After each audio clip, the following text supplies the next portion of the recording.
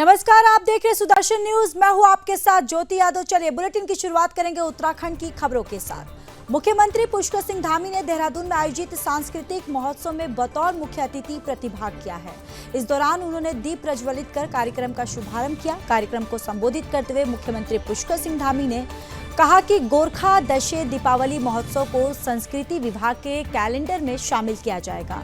इसके आयोजन के लिए सरकार बाकी मेलों की तरह अनुदान देगी। उन्होंने गोरखा संस्कृति के संरक्षण और संवर्धन के लिए हर संभव सहयोग का आश्वासन दिया। आपको बताते चले कि देहरादून के गढ़ी कैंट के महिंद्रा ग्राउंड में 3 दिन की गोरखा दशे दीपावली महोत्सव का आयोजन किया गया है। तो देहरादून में गोरखा दशे दीपावली महोत्सव का आयोजन किया गया, जहां धामी ने गोरखा दशे दीपावली महोत्सव में प्रतिभाग किया है और धामी ने दीप प्रज्वलित कर कार्यक्रम का शुभारंभ किया। गोरखा दशे दीपावली महोत्सव को कैलेंडर में शामिल करने की भी यहां पर मुख्यमंत्री पुष्कर सिंह धामी के द्वारा बातें कही गई।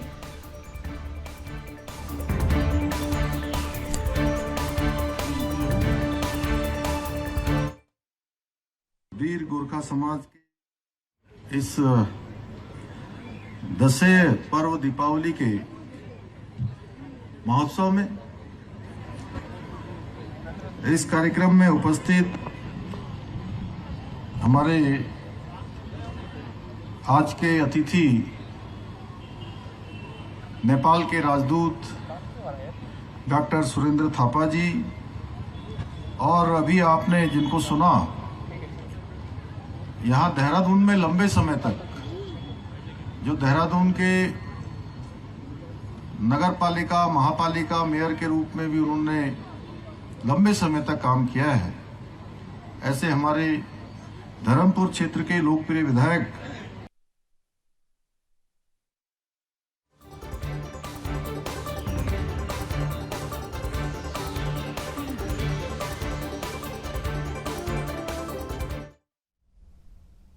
तो चलिए अब खबरों में आगे बढ़ते हैं। रिलायंस इंडस्ट्रीज के अध्यक्ष प्रसिद्ध उद्योगपति मुकेश अंबानी ने आज श्री बद्रीनाथ धाम और श्री केदारनाथ धाम के दर्शन किए।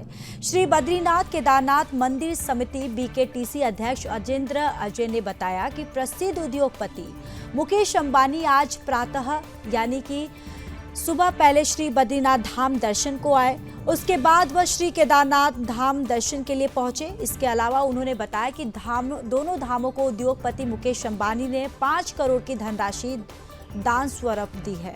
आपको ये भी बताते चले कि श्री केदारनाथ धाम में बीकेटीसी अध्यक्ष अजेंद्र अजय ने उद्योगपति मुकेश अंबानी का भव्य स्वागत किया। तो मुकेश अंबानी श्री बद्रीनाथ और श्री केदारनाथ धाम पहुंचे। दोनों धामों को अंबानी ने 5 करोड़ की धनराशि जो है वो दान स्वरूप दी है। धामी ने यहाँ पर आपको बताते चले कि मुकेश अंबानी ने यहाँ पर दर्शन किए धामों के, और साथ ही साथ यहाँ पर आपको बताते चले कि उद्योगपति मुकेश अंबानी का भव्य स्वागत किया गया और उन्होंने 5 करोड़ की धनराशि जो है वो दान स्वरूप जो है उन्होंने दी है।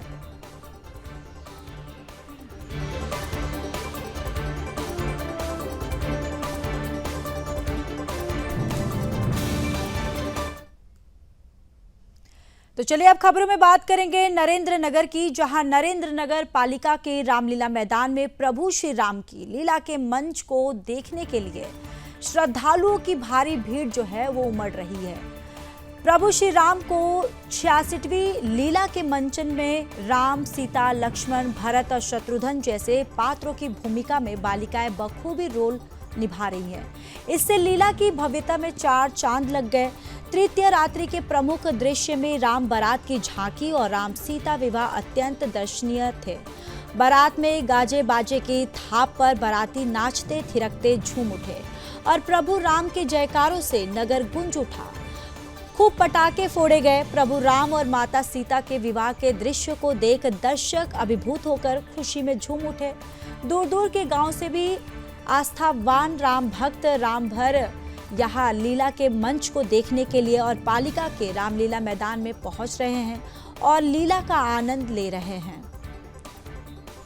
तो नरेंद्र नगर में मनाई जा रही है प्रभु श्री राम की 66वीं रामलीला, जहां प्रभु रामलीला की मंच में यहाँ जो भीड़ है दर्शकों की उमड़ रही है। तृतीय रात्रि को राम भक्तों से पंडाल जो है वो पूरी तरह से खचाखच भरा हुआ यहाँ दिखाई दिया। लीला में बालिकाओं ने प्रमुख किरदार जो है वो निभाए हैं। लोग भारी संख्या में यहाँ पर प्रभु के लिए, यहाँ रामलीला देखने के लिए भारी संख्या में लोग जो हैं वो मौजूद रहे।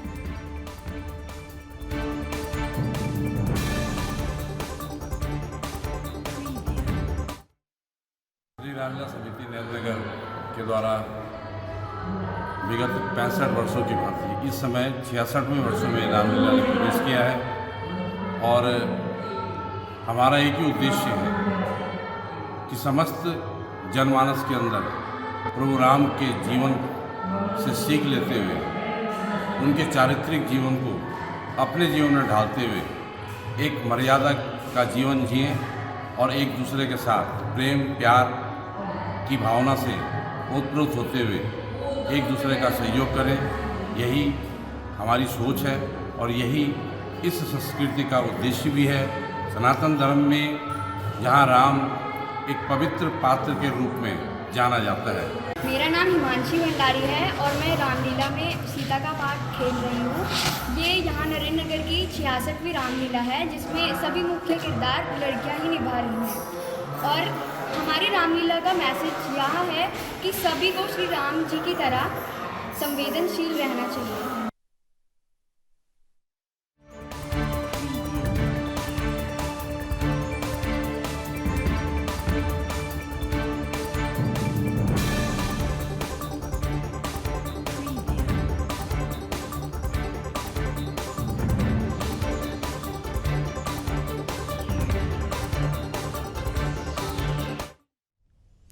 तो चलिए अब खबरों में बात कर लेते हैं हरिद्वार की, जहां हरिद्वार जिलाधिकारी के दिशा निर्देशों के बाद ड्रग विभाग की टीम ने लगातार कार्रवाई की है, जिसके बाद उन्होंने सबसे पहले भगवानपुर थाना क्षेत्र में कार्रवाई की, जिसमें 5 मेडिकल स्टोर पर तालाबंदी की कार्रवाई की गई।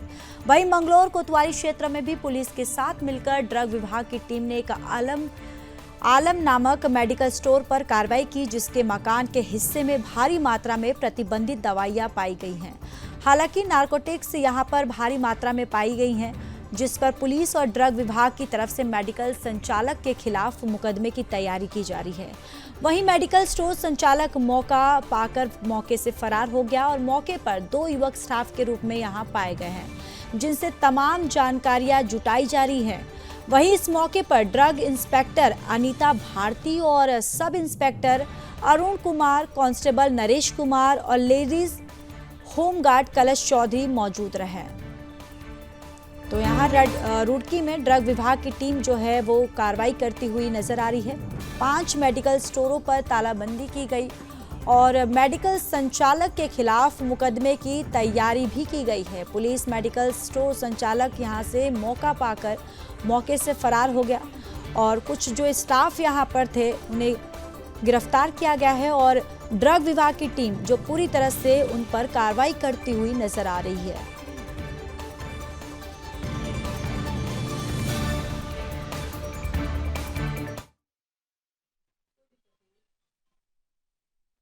हरिद्वार के निर्देशन पर मेरे द्वारा मंगलौर क्षेत्र का और चुड़ियावाला और उसके अलावा जो है तेजूपुर में विजिट किया गया और तत्पश्चात जब मंगलौर में जो है यहाँ की टीम है, पुलिस टीम और SHO अरुण कुमार जी यहाँ पर हैं और उनके साथ यहाँ पर छापेमारी की गई है। हालांकि बहुत सारी दुकानें बंद हो चुकी है और एक मेडिकल स्टोर है नीचे आलम मेडिकल स्टोर, जिस पर कि मेडिकल स्टोर पे 2 बच्चे संचालन करते हुए पाए गए और मेरे द्वारा जब घर का पूरा जो शिकायत हमें मिली थी उसके आधार पर घर का निरीक्षण किया गया तो इनके 3rd फ्लोर पर एक कमरा था जहां पर जो हमारे द्वारा खुलाया और वहां से जो है भारी मात्रा में नार्कोटिक दवाइयां मिली हैं, जो कि इंजेक्शन भी है, टैबलेट भी है और वो जो दवाइयां सारी हैं वो डॉक्टर के प्रिस्क्रिप्शन पे ही दी जा सकती हैं।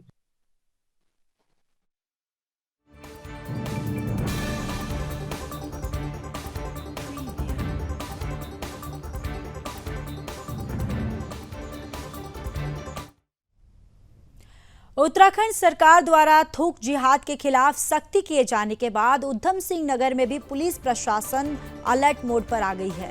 पिछले दिनों देहरादून के एक रेस्टोरेंट में खाना बनाने वाले व्यक्ति द्वारा खाने में थूकते हुए और मसूरी में चाय में थूकते हुए एक वीडियो वायरल हुई थी, जिसके बाद उत्तराखंड सरकार ने थूक जिहाद के खिलाफ संबंधित महकमों को सख्त कदम उठाने के निर्देश दिए थे, जिसके बाद उधम सिंह नगर में पुलिस प्रशासन सक्रिय हो गया है। रुद्रपुर के एसपी सिटी मनोज कत्याल ने बताया, मुख्यालय से निर्देश मिले हैं कि होटल ढाबों की चेकिंग कराने के लिए टीम का गठन किया गया है।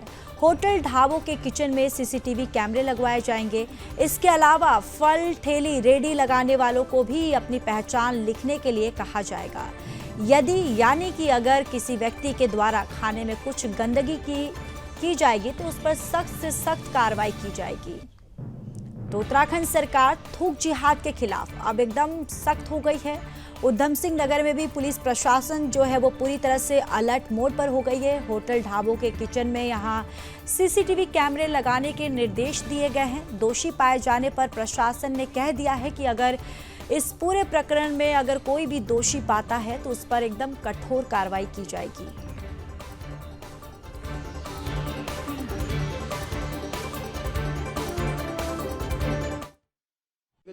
जो इस प्रकार की घटनाएं जो है खाने में अपमिश्रण करके कुछ उसमें मिक्स करके या थूक के इत्यादि, उसके संबंध में निर्देश प्राप्त हुए हैं। इससे न केवल खाना जो है वो दूषित होता है बल्कि इससे सांप्रदायिक जो भावनाएं हैं वो भी भड़कती हैं। तो इसके दृष्टिगत जो है मुख्यालय से निर्देश प्राप्त हुए हैं। उसके क्रम में इसमें टीमें बनाई गई हैं और हम लोग लगातार इसमें चेकिंग कर रहे हैं और जो इस प्रकार की घटना करता हुआ पाया जाएगा उसको कड़ी से कड़ी कार्रवाई उसके विरुद्ध की जाएगी।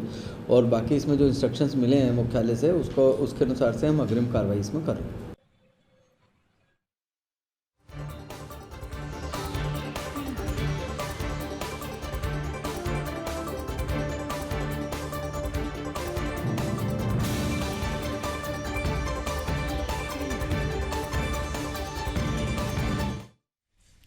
तो चलिए अब बात कर लेते हैं उधम सिंह नगर की, जहां एंटी ड्रग टास्क फोर्स ने लाखों की हेरोइन क्रिस्टल के साथ एक तस्कर को गिरफ्तार किया। टीम ने आरोपी के खिलाफ रुद्रपुर कोतवाली ने एनडीपीएस की धारा में मुकदमा दर्ज करवाया है। मुखबिर की सूचना पर एएनटीएफ की टीम ने किच्छा बाईपास से एक आरोपी को हिरासत में लिया। तलाशी लेने पर युवक के पास से 97.7 ग्राम हेरोइन क्रिस्टल, एक मोबाइल फोन, एक इलेक्ट्रॉनिक स्कूटी बरामद हुई, जिसकी अंतर्राष्ट्रीय कीमत लगभग 30 लाख रुपए है। पुलिस पूछताछ में आरोपी ने अपना नाम विश्वजीत मंडल बताया। तस्कर ने बताया वो इस हेरोइन को कालीनगर निवासी राजेश से लेकर रुद्रपुर में सप्लाई किया जाता था। बरामद हेरोइन की अंतर्राष्ट्रीय बाजार में कीमत 30 लाख रुपए बताई जा रही है। तो देखिए, एंटी ड्रग टास्क फोर्स ने एक बड़ी कामयाबी जो है हासिल की है। यहाँ पर उन्होंने तस्कर को गिरफ्तार किया। लाखों की हेरोइन जो है वो क्रिस्टल के साथ तस्कर गिरफ्तार किया गया है। उसके पास से 97.7 ग्राम हेरोइन क्रिस्टल बरामद की गई है और अब इस पूरे मामले में आरोपियों के खिलाफ कई धाराओं में केस दर्ज कर दिया गया है और इस पूरे मामले में कार्रवाई जो है पुलिस की तरफ से लगातार जारी है।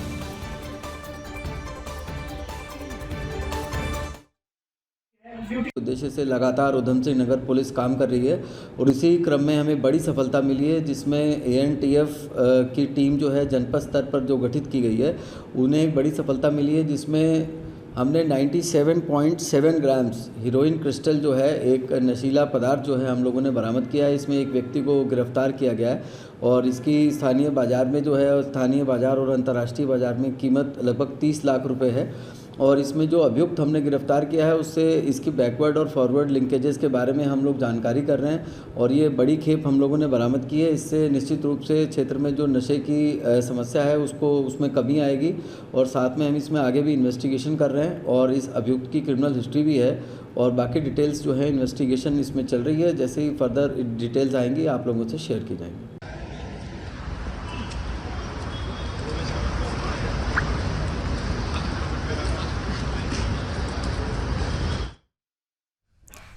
तो शनिवार को राज्यपाल लेफ्टिनेंट जनरल गुरमीत सिंह ने राजभवन में पुलिस महानिदेशक अभिनव कुमार ने शिष्टाचार भेंट की। इस दौरान राज्यपाल ने पुलिस महानिदेशक से प्रदेश की कानून व्यवस्था सहित कई समसामयिक विषयों पर जानकारी प्राप्त की है। तो जनरल गुरमीत सिंह से अनुभव कुमार ने यहां मुलाकात की है और राजभवन में दोनों की मुलाकात हुई है। ये मुलाकात जो है ये शिष्टाचार मुलाकात थी। मुलाकात के दौरान प्रदेश की कानून व्यवस्था पर बातचीत की गई है और साथ ही साथ आपको ये भी बताते चले कि राजभवन में पुलिस महानिदेशक अभिनव कुमार ने यहां शिष्टाचार भेंट की। इस दौरान राज्यपाल ने पुलिस महानिदेशक से प्रदेश की कानून व्यवस्था सहित कई समसामयिक विषयों पर जानकारी प्राप्त की है, चर्चा की है।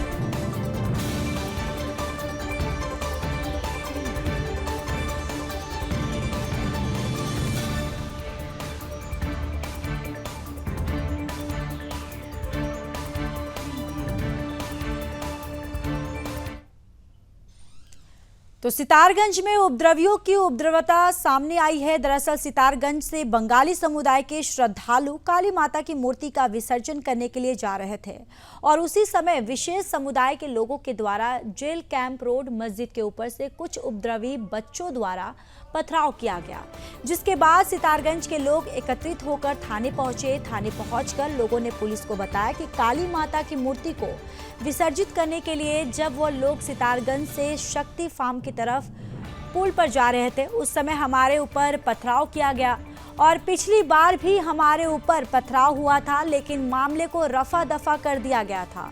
उन्होंने अपराधियों के खिलाफ कार्रवाई करने की मांग की है। तो देखिए, सितारगंज में भी ऐसा ही मामला सामने आया है, जहां श्रद्धालुओं पर पत्थर बरसाए गए हैं। काली माता की मूर्ति को विसर्जित करने जा रहे श्रद्धालुओं पर पत्थर बरसाया गया है और पहली बार भी श्रद्धालुओं पर पत्थर बरसाए गए थे। अपराधियों के खिलाफ यहां पर सख्त कार्रवाई की मांग की गई है।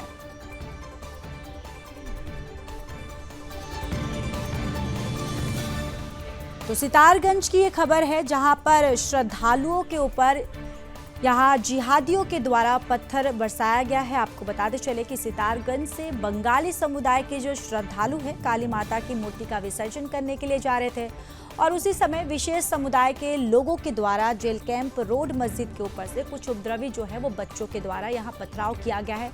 देखिए, तस्वीरों में भी हम दिखा रहे हैं, तस्वीरों में भी साफ दिखाई दे रहा है कि यहाँ पर बच्चे जो है पथराव करते हुए दिखाई दे रहे हैं, जिसके बाद सितारगंज के लोग जो है वो इकट्ठा हुए और थाने पहुंचकर लोगों ने पुलिस को पूरी इस घटना की जानकारी दी। काली माता की मूर्ति को विसर्जन करने के लिए जब वो लोग सितारगंज से शक्ति फार्म की तरफ पुल पर जा रहे थे, तभी उस समय ये पथराव किया गया था, जिसके बाद इस पूरे मामले में पुलिस जो है अब आगे की जो कार्रवाई है उसमें जुटी हुई है।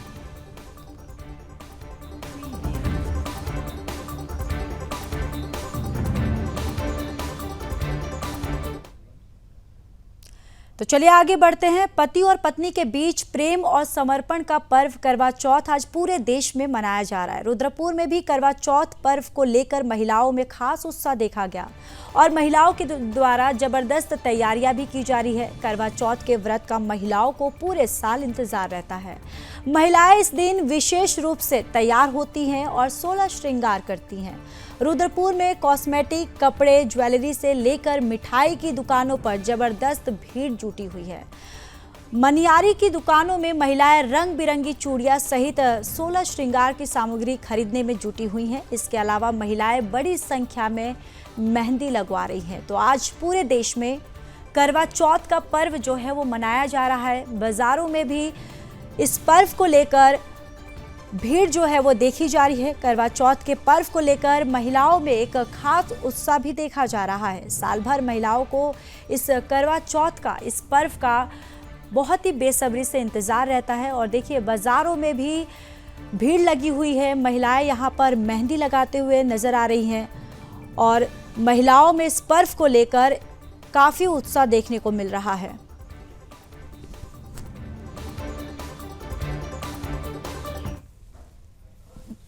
मेरा नाम दीक्षा। करवा चौथ की बहुत अच्छे से तैयारी की है, डेकोरेट भी किया है, मेहंदी लगवा रहे हैं, अभी मार्केट घूमने आए हैं और थोड़ी शॉपिंग रह गई है, थोड़ी कर ली है, थोड़ी और करेंगे अभी। बाटला है। करवा चौथ पे आपको पता ही है, ये लेडीज का त्योहार है और सभी लेडीज में खूब उत्साह होता है। मेहंदी लगवा रहे हैं लेडीज, मार्केट में खूब रश बना हुआ है। सभी मेहंदी की शॉप्स पे कॉस्मेटिक्स की शॉप्स भरी हुई हैं और आप सब श्रृंगार का सामान ले रहे हैं। सबको पता ही है कि करवा चौथ हर साल आता है और हर साल डबल उत्साह के साथ मनाया जाता है और यही तैयारी है कि अभी मैंने भी यहाँ से कुछ शॉपिंग करी है और बाकी अब आगे चूड़ियां लेनी है, मेहंदी लगवानी है और भी बहुत कुछ है। कपड़े, नए कपड़े, सब कुछ हर साल लेडीज खरीदती हैं और ये त्योहार इसी तरीके से आते रहे सबके जीवन में। और करवा चौथ की इसीलिए सबको बहुत बहुत बधाई।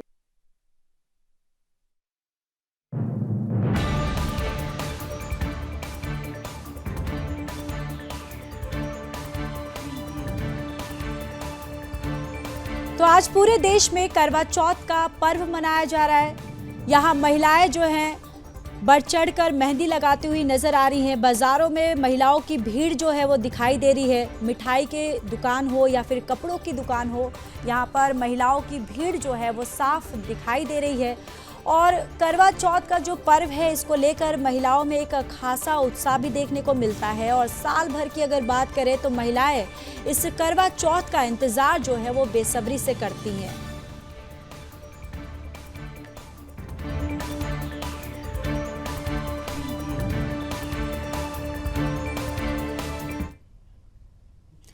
उत्तराखंड को रेल मंत्रालय ने बड़ी सौगात दी है। यहाँ सोमवार को उत्तराखंड कुमाऊं मंडल के सबसे बड़े रेलवे स्टेशन लालकुआ से बंबई के लिए ट्रेन सेवा शुरू होने वाली मुख्यमंत्री पुष्कर सिंह धामी हरी झंडी दिखाकर रवाना करेंगे, जिसको लेकर बीजेपी नेता में खुशी का लहर है। यहाँ एक निजी कार्यक्रम में हल्द्वानी पहुंचे कालाडूंगी विधानसभा के वरिष्ठ बीजेपी नेता और पूर्व प्रशिक्षण प्रमुख मनोज पाठक ने लालकुआ से बंबई के लिए रेल सेवा चालू होने पर खुशी अपनी जाहिर की है। उन्होंने कहा कि सूबे के मुख्यमंत्री पुष्कर सिंह धामी और नैनीताल सांसद अजय भट्ट के प्रयासों से कुमाऊं मंडल को बड़ी सौगात मिलने जा रही है। इसके लिए उन्होंने प्रधानमंत्री नरेंद्र मोदी और रेल मंत्री अश्विनी वैष्णव का आभार प्रकट करते हुए कहा, इस ट्रेन के संचालन से लोगों का आवागमन में काफी सुविधा मिलेगी। उन्होंने कहा कि इस ट्रेन से न सिर्फ बाहरी राज्यों से उत्तराखंड में पर्यटन आएगा, बल्कि उत्तराखंड के पहाड़ी क्षेत्र के लोगों को भी लंबी दूरी का जो ट्रेन है वो मिल पाएगी। और जो लंबी दूरी का जो फासला है उसे तय करने में आसान हो जाएगा और मुंबई के रहने वाले प्रवासी उत्तराखंडियों को भी फायदा मिलेगा। उन्होंने कहा कि सोमवार को प्रदेश के मुख्यमंत्री पुष्कर सिंह धामी इस रेल सेवा को हरी झंडी दिखाकर रवाना करेंगे। यहाँ क्षण जो है ये क्षण एक ऐतिहासिक होगा। उन्होंने इसके लिए प्रधानमंत्री नरेंद्र मोदी और रेल मंत्री अश्विनी वैष्णव का आभार व्यक्त किया।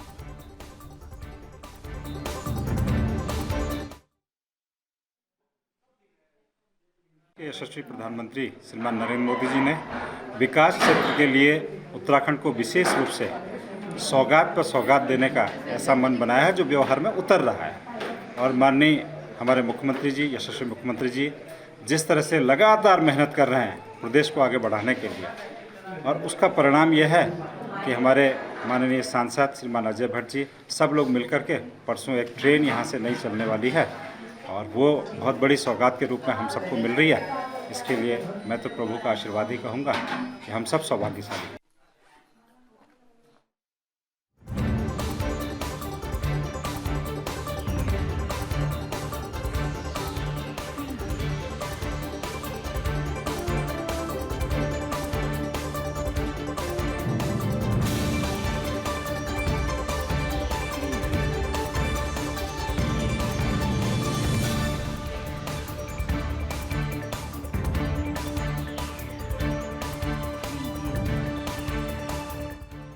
मुंबई के लिए ट्रेन सेवा की यहाँ पर शुरुआत की जाएगी, जिसको मुख्यमंत्री पुष्कर सिंह धामी जो हैं वो हरी झंडी देकर रवाना करेंगे। और उत्तराखंड के पहाड़ी क्षेत्रों के लोगों के लिए जो लंबी दूरी का एक फासला जो तय करने में मुश्किल होता था, अब वो आसान हो जाएगा। और मुंबई में रहने वाले जो प्रवासी उत्तराखंडियों के लिए भी फायदा मिलेगा। उन्होंने आगे ये भी कहा कि सोमवार को प्रदेश के मुख्यमंत्री पुष्कर सिंह धामी इस रेल सेवा को हरी झंडी दिखाकर रवाना करेंगे और ये जो क्षण है ये ऐतिहासिक होगा। उन्होंने इसके लिए प्रधानमंत्री नरेंद्र मोदी और रेल मंत्री अश्विनी वैष्णव का भी आभार व्यक्त किया है। तो देखिए, उत्तराखंड को यहाँ रेल मंत्रालय की एक बड़ी सौगात मिलने जा रही है, जहाँ लालकुआ से मुंबई के लिए ट्रेन सेवा की यहाँ पर शुरू की जाएगी। सोमवार को ट्रेन को सीएम मुख्यमंत्री पुष्कर सिंह धामी जो है वो हरी झंडी देकर रवाना करेंगे।